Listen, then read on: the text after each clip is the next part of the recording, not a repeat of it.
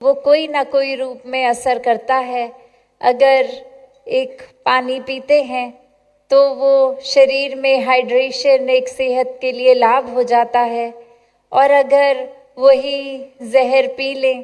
तो शरीर तो एक नुकसान रूप की ओर ही चल पड़ता है। एक अपने जीवन में हमें किसका हर समय संग कर रहे हैं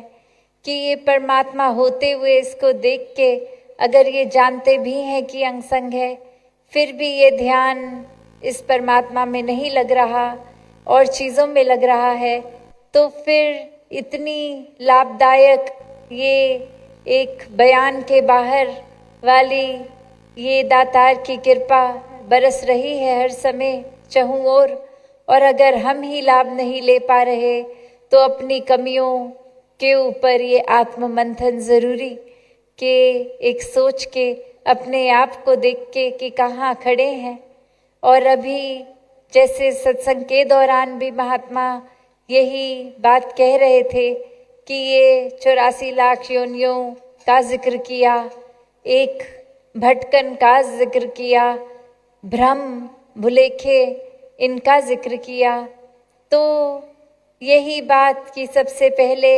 एक सोचा जाए कि अगर हम भ्रम में जी रहे हैं तो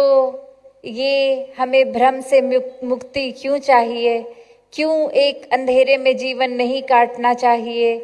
तो ये तो बहुत ही स्पष्ट बात है, अनेकों उदाहरण हैं कि एक हम अगर आमतौर पे भी देखें जीवन में, कहीं अंधेरे में जा रहे हों तो वहाँ चोट लग सकती है, और वहीं अगर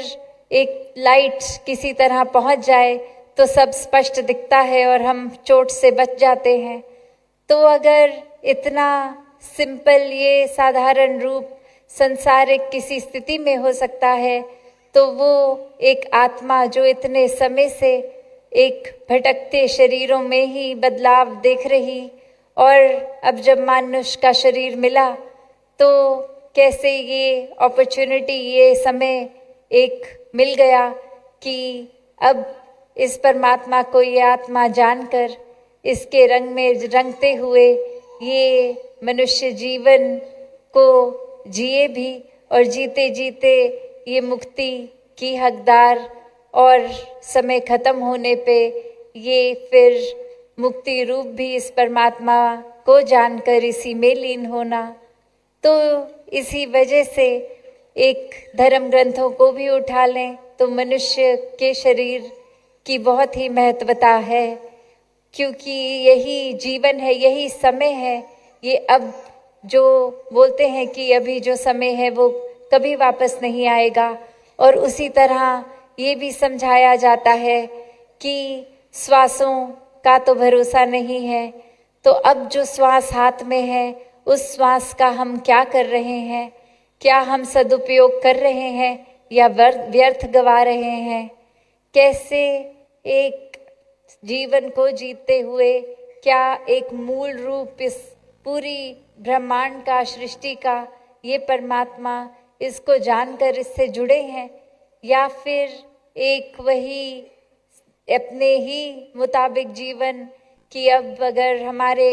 घर परिवार समाज ये कुछ हो रहा है तो अभी इसमें व्यस्त हो गए। ऐसे तो हमारे दिन के पूरा एक बंधा हुआ समय है,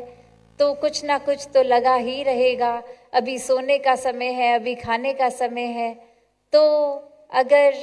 इस तरह से ही अपने आप को छोड़ दे तो फिर ये माया रूप संसार तो कभी भी कोई काम खत्म नहीं होने वाले। फिर हम अपने आत्मा का जीते जी कल्याण कैसे करेंगे। तो बात वही, तभी सत्संग का भी महत्व कि इस परमात्मा को जानकर इस ब्रह्म ज्ञान द्वारा जब संतों का संग होता है तो फिर अगर थोड़ा सा भी संसार में एक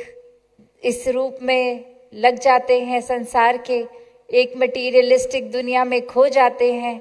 तो संत वापस एक सही दिशा में ये लगाम रूप जब होता है तो फिर अपने आप ही इस परमात्मा की ओर वापस वो रास्ता, वो रुख हो जाता है। और ऐसे ही वो सेवा और सिमरन के भाव भी कि मन में परमात्मा 24 घंटे है, तो ये सिमरन है, वो भाव है। और शब्द रूप से भी फिर जब मौका लगे तो ये सिमरन होता है। और कैसे फिर ये मन का नाता इस परमात्मा से और गहरा, एक खुद के अंदर अहंकार के भाव छोड़कर ये कल्याण रूप का एक भाव जब आता है कि हमने अपनी आत्मा का कल्याण तो ब्रह्मज्ञान द्वारा कर लिया, तो अब यही आराम, यही एक पीड़ा रहित आत्माएं जो संसार में और हर एक तक पहुँचे, हर एक का जीवन का लक्ष्य ये कल्याण हो जाए, तो फिर संत हमेशा सेवा भाव रख के हर एक में परमात्मा देख के ये सेवा करते जाते हैं। फिर कोई ऊंचा नीचा, अमीर गरीब, अनपढ़ पढ़ा लिखा